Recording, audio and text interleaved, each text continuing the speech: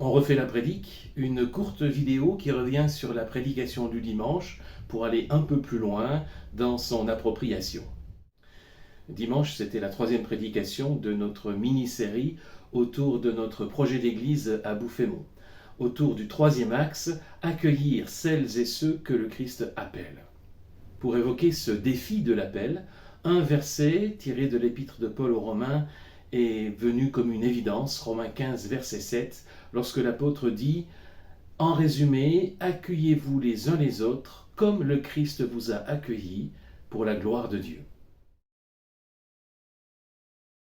Dans ce verset, l'appel est réciproque, c'est-à-dire qu'il nous concerne tous. Dans l'Église, l'accueil est l'affaire de tous. Accueillir, c'est prendre conscience de la communauté que nous formons. C'est reconnaître à l'autre sa légitimité d'être là, de faire partie de la communauté, même s'il n'est là que de passage. Il y a ensuite la référence au Christ, qui le désigne comme notre modèle en matière d'accueil. C'est parce que nous avons été accueillis inconditionnellement par le Christ que nous sommes appelés à nous accueillir les uns les autres de la même façon, avec grâce, sans jugement. Enfin, accueillir est une manière particulière de glorifier Dieu, parce que l'accueil est une valeur du royaume de Dieu.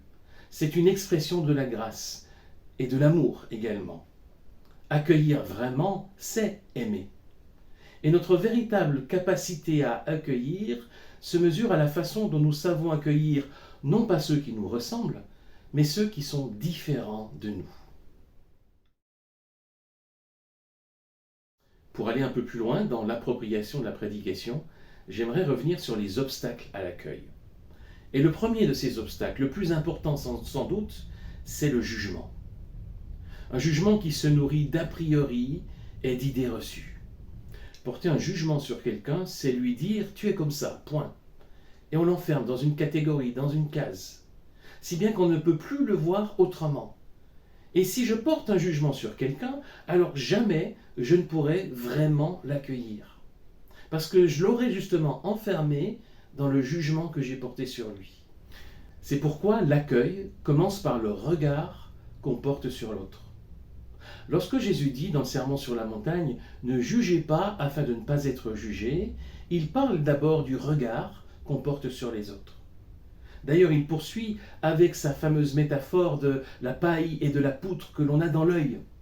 Pourquoi regardes-tu le brin de paille qui est dans l'œil de ton frère ou de ta sœur, alors que tu ne remarques pas la poutre qui est dans ton œil?